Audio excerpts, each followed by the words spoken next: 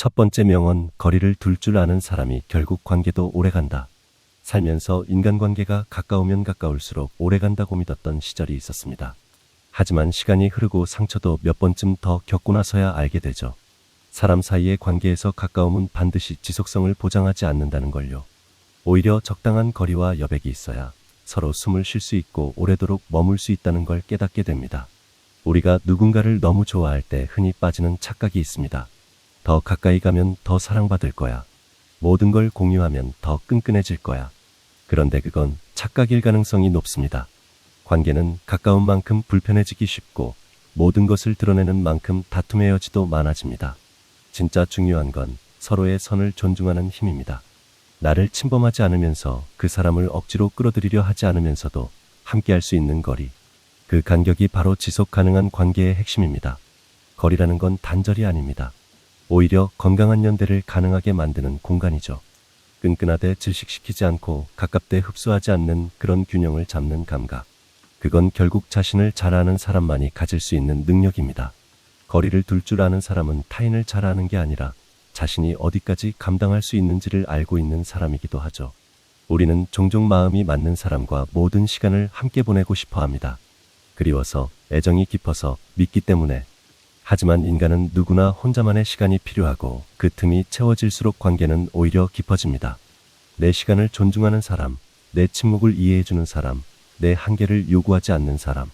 그들이야말로 곁에 오래 둘 수 있는 사람입니다. 관계를 오래 지속시키고 싶은가요?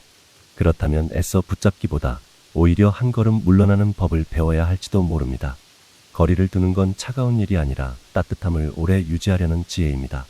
두 번째 명언, 말보다 행동이 오래 기억된다. 우리는 흔히 관계에서 말을 중요하게 여깁니다. 상대가 내게 어떤 말을 해줬는지, 어떤 위로를 했는지, 어떤 고백을 했는지를 되새기곤 하죠. 하지만 정말 오래 기억에 남는 건 말보다 행동입니다. 같은 말을 해도 어떤 사람은 진심으로 느껴지고 어떤 사람은 가볍게 스쳐가는 이유는 그 말 뒤에 따라오는 태도가 다르기 때문입니다.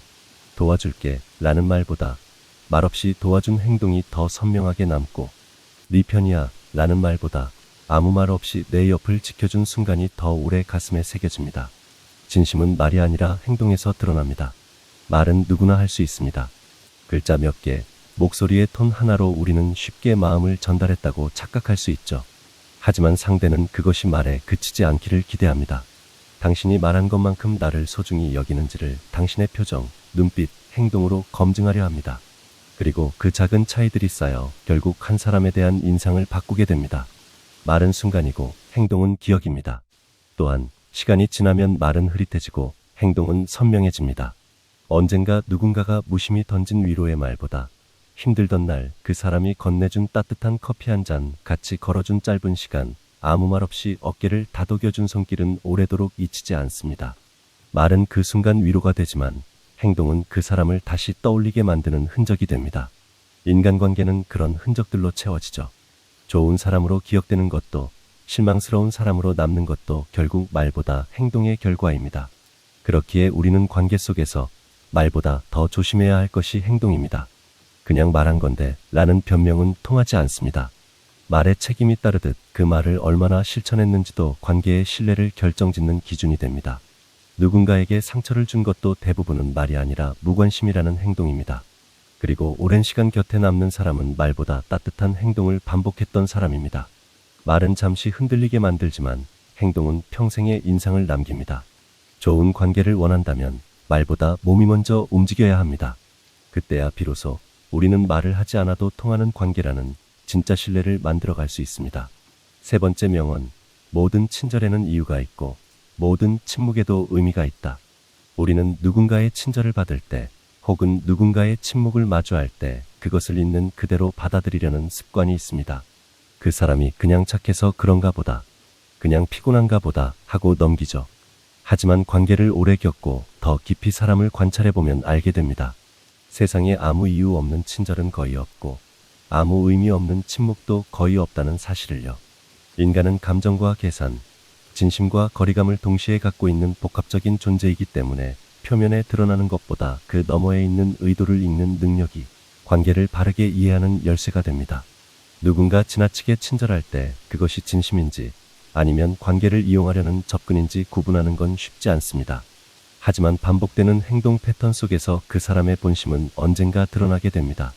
누군가가 아무 조건 없이 잘해주는 것 같지만 나중에 돌아보면 그 친절은 기대의 포장일 수도 있고 죄책감의 보상일 수도 있으며 때로는 단순한 자기만족일 수도 있습니다. 이것이 나쁘다는 게 아닙니다. 모든 행동에는 이유가 있다는 걸 받아들이는 순간 우리는 감정적으로 휘둘리지 않고 관계를 보다 성숙하게 바라보는 태도를 갖게 됩니다.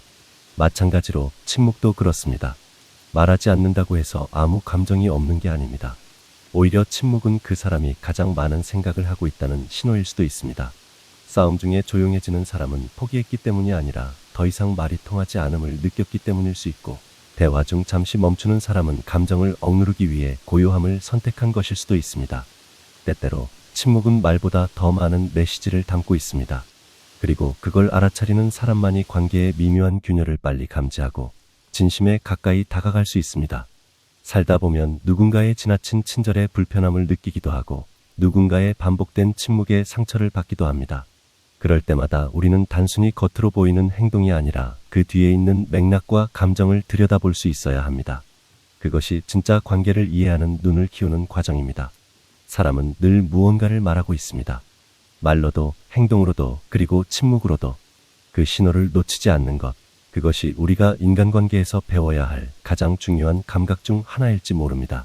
네 번째 명언, 내가 싫어하는 말투를 쓰는 사람이 나를 제일 닮았던 사람일지도 모른다. 살다 보면 유난히 거슬리는 사람이 있습니다. 말투가 밉상이라든가 사소한 행동 하나에도 짜증이 나는 경우죠. 처음에는 그 사람이 나와 맞지 않아서라고 생각하지만 시간이 지나고 돌아보면 놀라운 사실을 발견하게 됩니다. 그렇게 싫어했던 사람이 어쩌면 예전에 나를 닮아 있었다는 걸요. 내가 저런 식으로 말한 적이 있었지. 나도 저런 식으로 웃으며 사람을 밀어낸 적이 있었어. 그제야 깨닫습니다. 우리가 타인의 말투나 태도에서 불편함을 느끼는 건 종종 그 안에 나 자신의 일부가 비춰지기 때문이라는 것을요.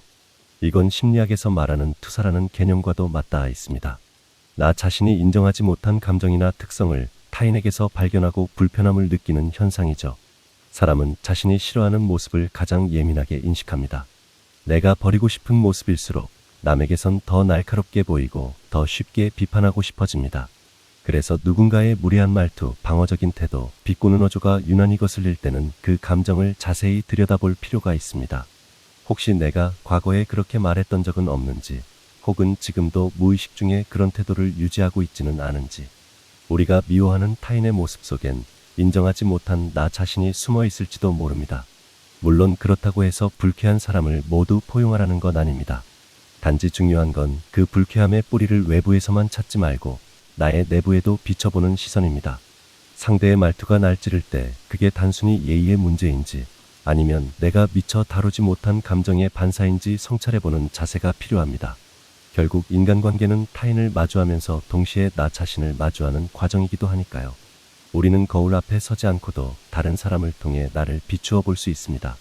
그리고 아이러니하게도 가장 거슬리는 사람을 통해서 나의 감정적 그림자가 가장 또렷하게 드러납니다. 그 순간을 무시하지 않고 오히려 멈춰서 자신을 돌아볼 수 있다면 관계 속의 불편함조차 자기 이해의 기회로 바꿀 수 있습니다. 그러니 다음에 또 누군가의 말투가 불쾌하게 느껴진다면 이렇게 자문해 보세요. 혹시 저 사람 나랑 닮아 있는 걸까? 다섯 번째 명언, 마음이 멀어진다는 건 감정이 아니라 표현이 멈춘다는 뜻이다. 인간관계가 멀어진다고 느낄 때 보통은 마음이 식었다고 말합니다. 하지만 정말 그럴까요? 오랜 친구가 어느 순간 소원해졌다고 해서 그 사람에 대한 애정이 갑자기 증발하는 걸까요? 사실 대부분의 경우 관계가 멀어지는 건 감정보다 표현이 먼저 멈췄기 때문입니다. 우리가 누군가에게 더 이상 연락하지 않고 안부를 묻지 않고 관심을 보이지 않게 되었을 때 비로소 관계는 조용히 멀어지기 시작합니다. 애정이 없어서가 아니라 애정을 표현하지 않아서 멀어지는 것이죠. 표현은 관계의 숨구멍입니다. 아무리 사랑하는 마음이 있어도 그걸 드러내지 않으면 상대는 알 수 없습니다. 오해가 쌓이고 요즘 왜 연락이 없어? 뭔가 멀어진 것 같아 라는 말들이 오가기 시작하죠. 그리고 그때 대부분의 사람들은 말합니다. 그런 거 아니야. 그냥 바빴어.